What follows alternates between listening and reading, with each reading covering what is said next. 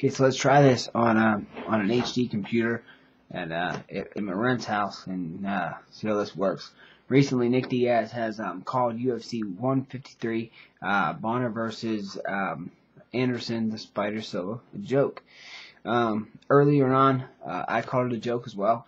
Nick Diaz called him out to give him plenty of preparation time, and called him out not for his belt and certainly not for claim to fame, but to be the best. And Dana White called it a joke. Nick says it's a joke that he and Bonnar are fighting, and I agree. I agree that he and Bonnar, it's the biggest spread in MMA history, man. I mean, you're looking at least a 12-1. 13-1, the least I've seen so far. At least Bonnar's getting some respect, and the reason that occurs is because after the fights are announced, you get some people get pumped up about you see the commercials about how hard Stephan Bonnar is, and you see him slugging it out with Forrest Griffin, but look, man, this was 6-7 years ago. He was slugging it out with Forrest Griffin. It was years ago he was slugging it out with anybody. The last time that I can think of any highlight that Stephan Bonnar was in, he was getting tossed around by John Jones like there was no tomorrow. Right? Okay? Let's be real. I mean, Nick Diaz is right, and I was right, before Nick even said anything.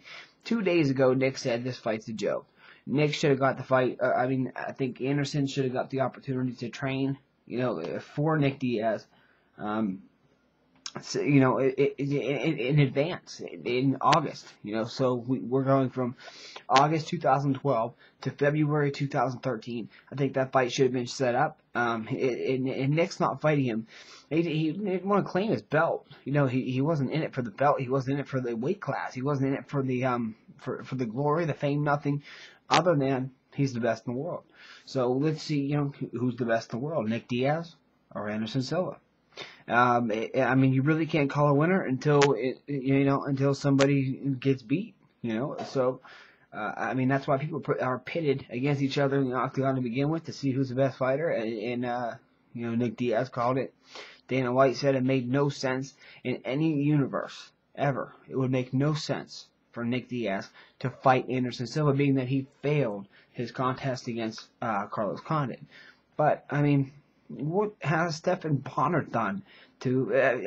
Not to preach, and definitely not to tap on my other video. But what the hell has Stephan Bonnar done to earn a fight against Anderson Silva? If you have to earn a fight, like so many people have commented. I have like a fucking plethora of comments, about how this fight makes sense and how tough he is and how good his wrestling is and underrated jiu-jitsu and all this. If it's anybody, it's Nick. Nick has underrated jiu-jitsu. Nick has underrated skills. Nick beat the shit out of BJ Penn.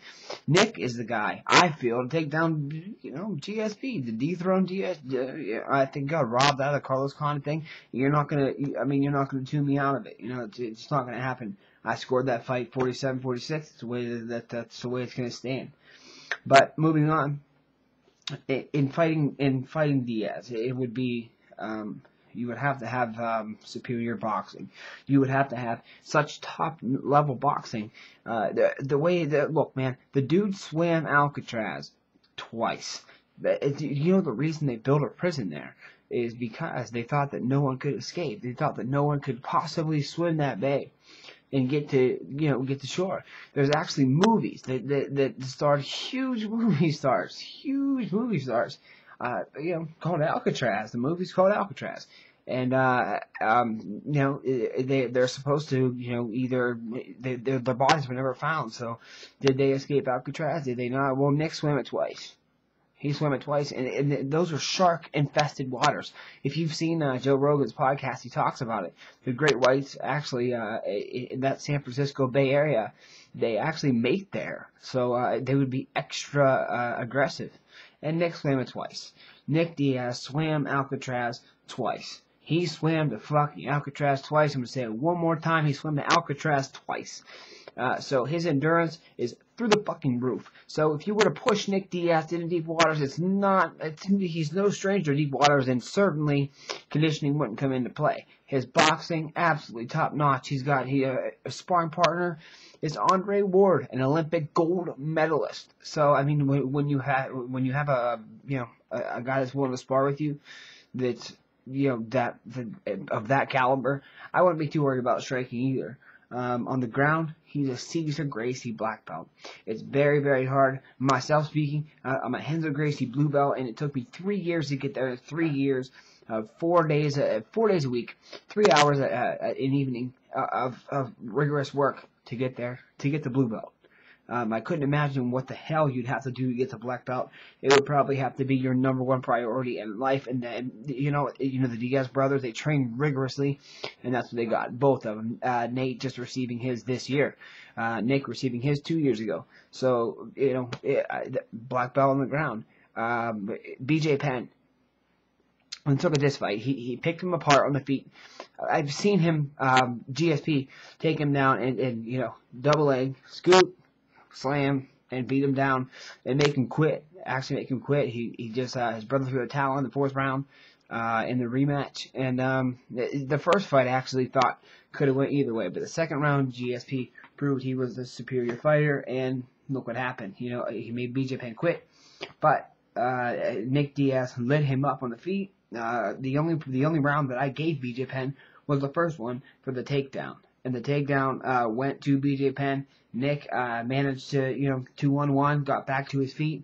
From there, it was completely dominated. In one round, I even scored 10-8.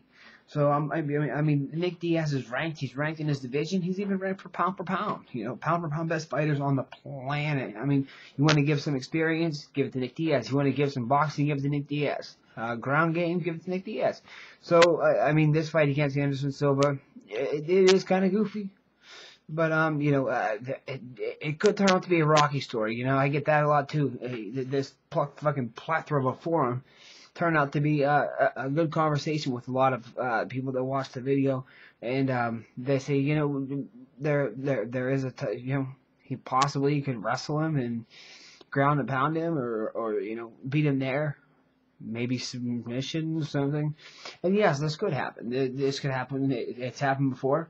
Actually, George St. Pierre got knocked out by Matt Hughes, Matt Serra. Matt Serra won season 5 of The Ultimate Fighter, or season 6, whatever it was, 4, 5, 6, something. The comeback, and the winner of the comeback was to get a title shot. Travis Lutter got a shot at Anderson Silva, and Matt Serra got a shot at GSP. GSP at this time was still throwing spinning kicks, all kinds of fucking cool kicks and punches, and was an excellent striker. And since he got knocked the fuck out by Matt Serra, a 9-1 underdog, we just haven't seen the same GSP. He's been tackling people, and we've got 5 decisions out of 5 fights. To me, that's not exciting. Nick Diaz is so appeasing to the eye, man. He's so appeasing. And him talking shit in the ring, I mean, there's no rule against, talking shit. And he will talk shit to your face. That is such a great, it's a genius strategic move. And then when when it's all said and done and over with, I mean, they're both cool with you. Both the Diaz brothers, man. We all saw the Donald Cerrone fight. The Donald Cerrone fight, he lit Cerrone up. Nate lit Cerrone up. I mean, punches and even some kicks. Given that Cerrone did score some points with his strip takedowns, it was a classic. I mean, it was just boxing. It was all stand up, and it was an excellent war, one fight of the night. And you saw him congratulate Cowboy at the end. And prior to the contest, I mean, these guys were no fucking friends, man. I mean, they were just mortal enemies. I mean, Nate knocks his hat off at the weigh-ins and stares him down, and his brother Nick's behind him. And if there's 2 brothers that you don't want to fuck with, it would be the Diaz brothers. So fighting a Diaz brother would be rough. Here's how Anderson would win. Anderson would win with this pinpoint accuracy. I mean, anyone that's ever seen Anderson Silva fight, you know how he fights. Yeah, it's no joke. It's pinpoint accuracy all day. He takes a minute and finds his range and picks you apart. It literally picks you apart. And wherever the fight goes, he's cool with it. The clinch, he's cool with it. Especially the clinch, he's cool with it. He caught Rich Franklin twice in that Muay Thai clinch, and both times, even though he trained vigorously for the second fight, Just couldn't get out of Anderson Silva's Muay Thai clinch. Could Nick get out? I don't know. Could Anderson deal with Nick's 50%, 50%, 50%, and then leaves an opening and then a wicked body shot, 100% body shot? Could he deal with that? I don't know. But I'd want to see it. Stephan Bonnar at UFC 153 and Anderson Silva. I'll take a pass, man. I'll take a pass. It was supposed to be Jose Aldo, and this is a fight I was really looking forward to. It's Jose Aldo and Frankie Edgar. That fight's canceled. When I first saw that Frankie Edgar was hurt, I thought he would for sure come back, but that's not going to happen. Apparently, I was misinformed, and Frankie Edgar's bummed. But the new main event is literally Anderson Silva versus Stephan Bonnar to happen soon, and I can't believe this is really going to happen. I mean, it could be a Rocky story, yes. It could be. It could be. But I've seen odds go from 12-1 to 15-1 and no lower. 12-1 is still the biggest spread in MMA history. The biggest spread in MMA history. So, I'm not promoting the fight. What I'm doing is telling you about the fight, and the fight's going to happen regardless. Stephan Bonnar, shit, he'd fight with a fucking idiot. If the fucking leg got run over, he wouldn't tell a soul. He wouldn't tell a doctor, Dana White, nobody. He'd just come out there on crutches with one leg. So, I mean, he's going to fight this fight, and I can't see him, getting away to win. But I just don't understand why Diaz gets denied a fight. That could be set up with perfect preparation between the both of them. Perfect preparation. Anderson Silva being the #1 guy in the world, and Nick ranked in his own weight classes, being one of the best. I just don't understand how this makes no sense to Dana White.